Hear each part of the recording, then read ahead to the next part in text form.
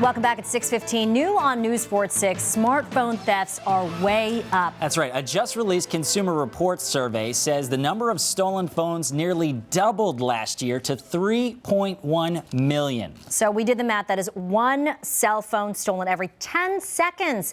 So what can you do to keep your personal information from getting into the wrong hands? First off, you should always keep your phone locked with at least a 4-digit passcode. I do that. Okay, good. You should also write down your phone's unique ID. I bet you don't do that. I don't do that. Police can use that code to find the phone. And if you haven't already, you should set up a Find My Phone account for your iPhone. If you have an Android, it's already built in. You just go to Google Settings, click the Android Device Manager, and activate Access Location. Well, if your phone is lost or stolen, Consumer Reports says you should change the password immediately on all your important accounts and file a report with the police. And for a lot of us, we live and die by this phone. So much of our contacts, our pictures, don't want to lose it. Can I borrow your phone? No. Okay, for the full report and more phone safety tips, be sure to log on to NBCWashington.com. Well, a leader in Prince William County wants to put more police officers on the streets after a pair of recent attacks at Potomac Mills Mall.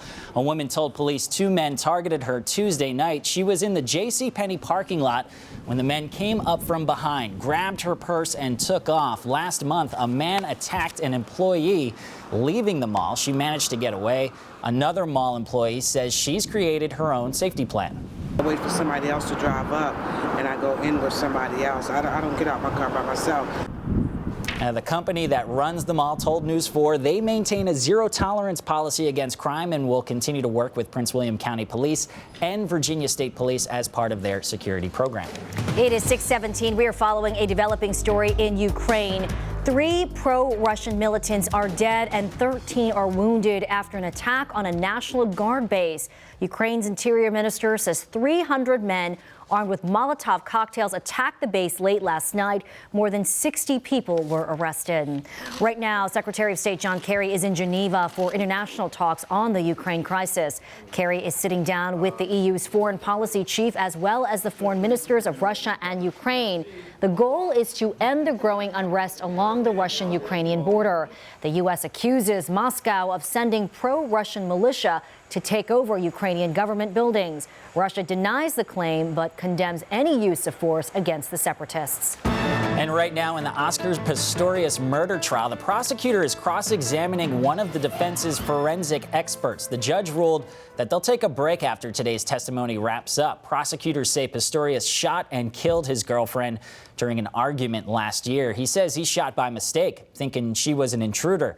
The trial will resume on May 5th. Right now, federal investigators are trying to figure out why an ammunition company exploded in Tennessee.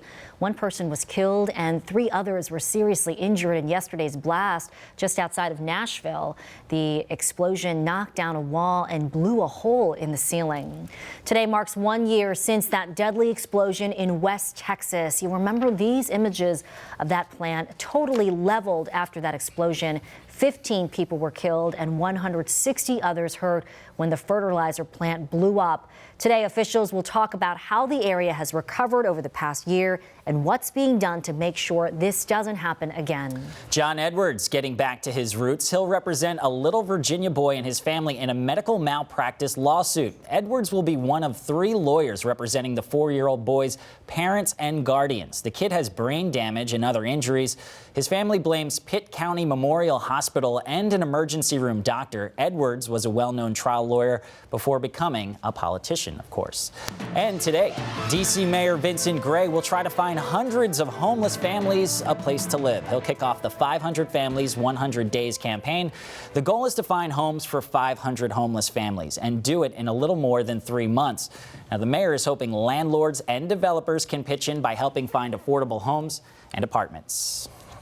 Well, this next story has some parents absolutely fuming. 2 brothers posted a video online of a fake child abduction. The event was so convincing that police even got involved. Take a look. This is video from Sequim, Washington. Again, this is staged. This is a staged kidnapping. This is not for real. But the video shows a masked man there grabbing a boy, jumping into this van, and then taking off with people frantically running after it.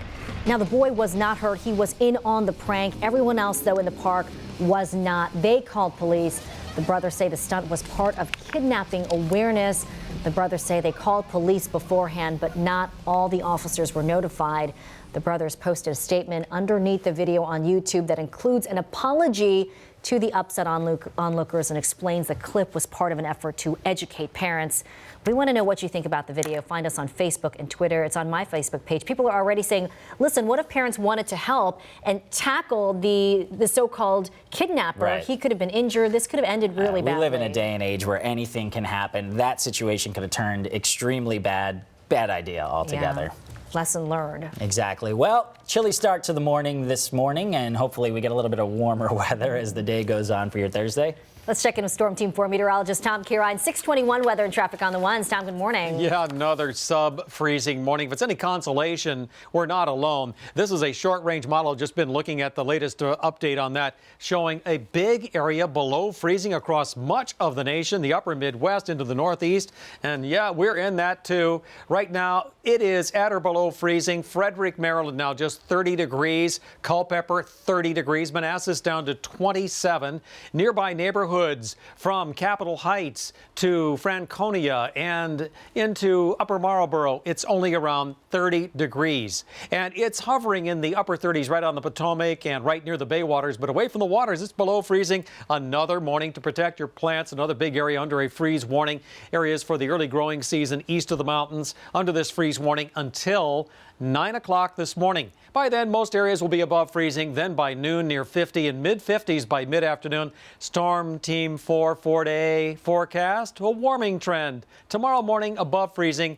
This will likely be the last sub-freezing morning for at least the next 7 days. Afternoon highs near 60 tomorrow. Beautiful weekend coming up. Saturday, great day for outdoor activities. Partly cloudy, highs reaching near 70 degrees. Slight chance of a few sprinkles in southern Maryland, northern neck, and the eastern shore. Sunday, Easter Sunday morning in the 40s, afternoon highs in the 60s. And then a warm pattern as we get into next week. Storm Team 4 7-day outlook. Monday, Tuesday, Wednesday, highs near 70. Might get a few showers on Tuesday. Back to you. Thank you, Tom. 6:22 is your time now. News 4's Millette Green is following breaking news from the live desk. Millette? On a heads up, if your drive takes you to Union Station in that area of Northeast D.C., Capitol Police investigating a suspicious package right now at 2nd Street and Mass Avenue.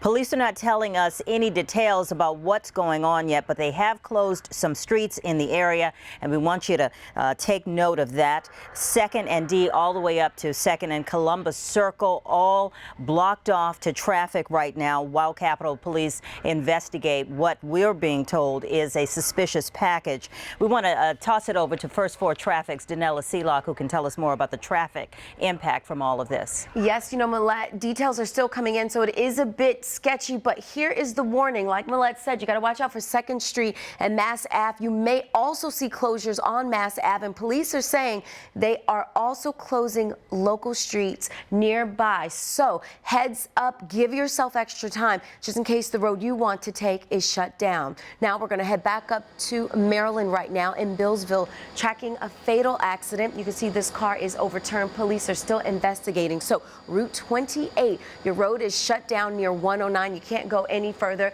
And again, they are just investigating this fatal accident. Now we're going to shoot over to the Beltway. Traveling the Beltway, this is the outer loop at Colesville Road, picking up some volume, inner loop nice and clear. In fact, both directions of the Beltway behaving as they normally do for this time of morning. I'm back in 10 minutes. Back over to you, Bo. Thanks, Danella. One person in critical condition this morning after a fire truck goes through a restaurant. This happened in Monterey Park. That's just east of L.A. 2 fire engines crashed. One went flying into a nearby Chinese restaurant. 14 people were hurt, including 3 firefighters. Investigators are looking into why those engines crashed.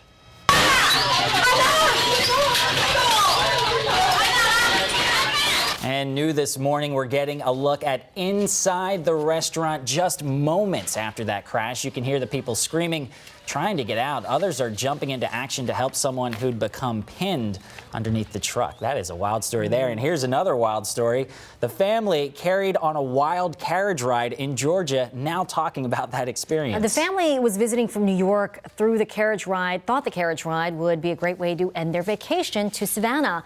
Instead, something spooked the horse horse and it took off running. Security cameras captured it on the run for 6 blocks. The mom says she just wanted to keep her kids safe.